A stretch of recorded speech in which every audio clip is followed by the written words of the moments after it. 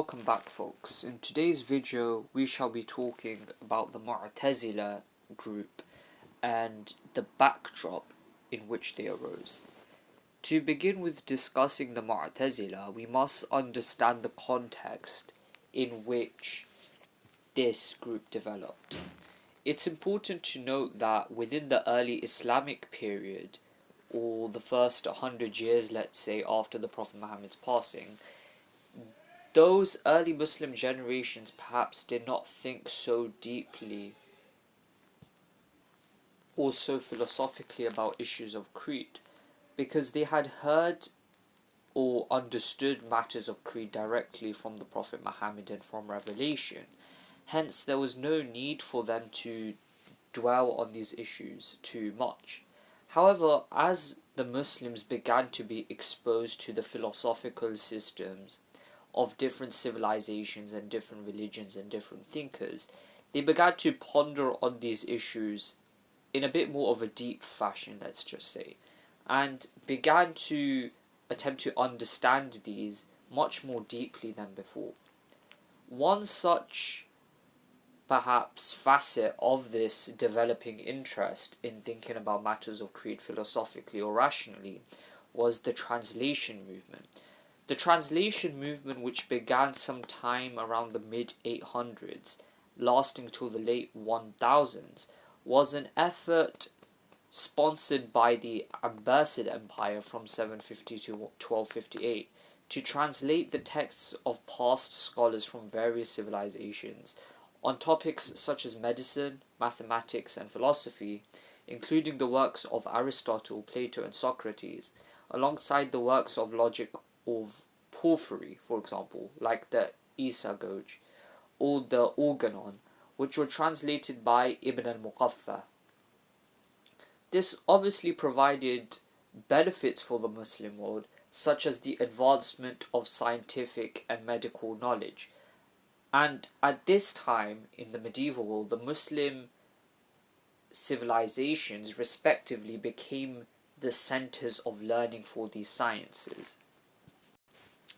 Yet simultaneously, Muslims were exposed to the philosophies of past civilizations, especially those of the ancient Greeks. Whilst some rejected the use of philosophy and reason in matters of religious belief, others saw it as the primary means to understand the divine and religious creed. Hence, for better or for worse, depending on one's perspective, these kinds of philosophies and rationalistic ways of thinking began to influence the Muslim world. One such sect in particular which took it upon itself to perform such a rationalist interpretation or ultra-rationalist interpretation of Islamic creed was the Mu'tazila sect.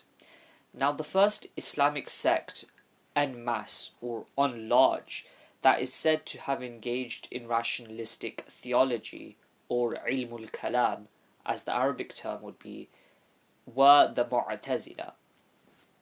There were philosophers and figures and thinkers and sects which did so before the Mu'tazila, but the Mu'tazila was really the first institutionalized collective effort to do so on such a mass scale. They're attributed to Wasil bin Ata, who in a famous incident abandoned the gatherings of Al-Hasan al-Basri, the famous Sufi and early Islamic master, after innovating the doctrine of the station between two stations, al-manzilatu bayn al-manzilatayn. This was on the issue of if the person who abandoned praying the 5 daily obligatory prayers, whether if he was a Muslim or not. Al-Hasan al-Basri said that he was still a Muslim, albeit he was a sinner.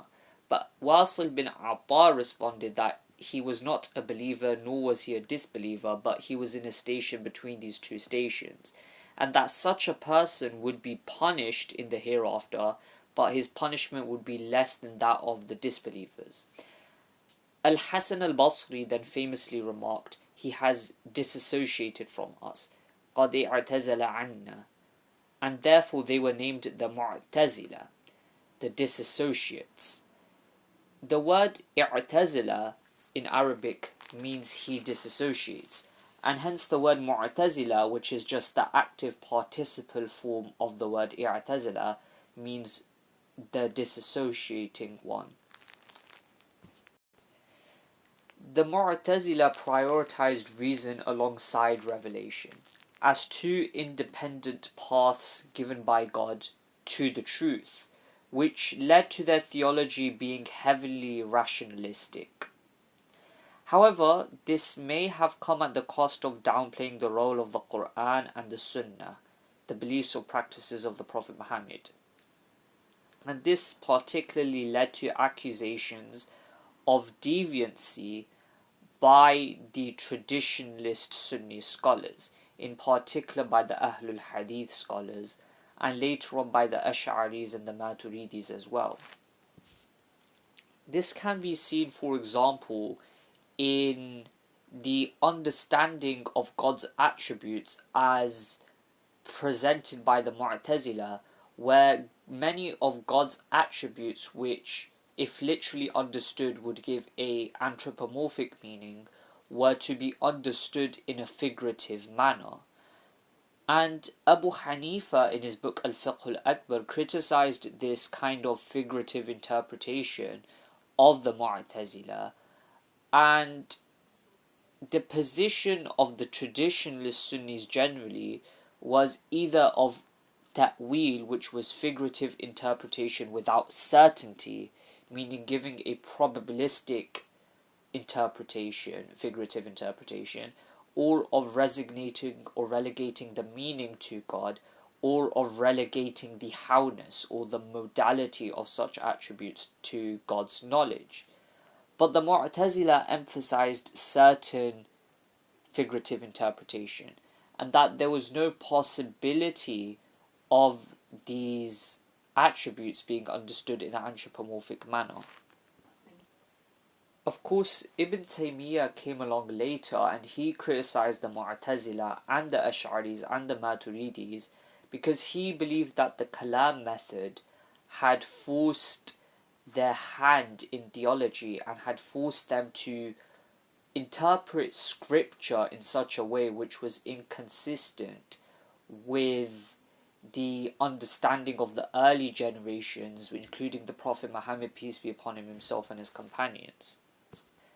However, the Mu'tazila of course would stress the importance of the intellect in interpreting and understanding revelation, and that God has given man intellect, hence he should use it to understand the world around him and to understand God's words and revelation, and that God and his attributes cannot be understood outside of that which is rationally feasible. They, meaning the Mu'tazila, are well known for their 5 principles in Creed, al-usul al-khamsa. The first is at-tawheed, which is divine oneness or unity, including the metaphorical interpretations of divine attributes and their belief in the createdness of the Quran. The Mu'tazila's belief in the createdness of the Quran would be a huge point of contention, especially in later Islamic debates of theology, in particular during the Inquisition of Ahmad ibn Hanbal.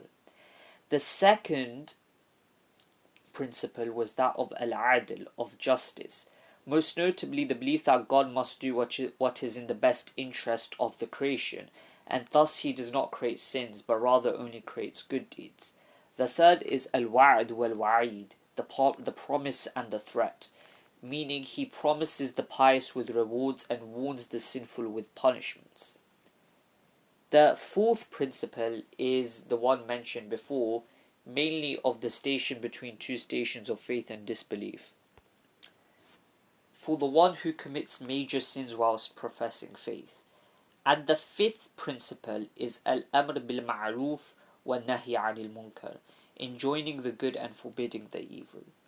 Of course, the Mu'tazila would eventually reach their zenith and their greatest height during the 15 years where the Abbasid caliphs would impose the creed of the Mu'tazila, mainly in the issue of the createdness of the Quran on the Muslim world. But due to this state repression, the Mu'tazila eventually became to be despised within the mainstream Sunni world, and eventually lost influence and lost out to the more traditionalist Ahlul Hadith strand, especially within Baghdad itself.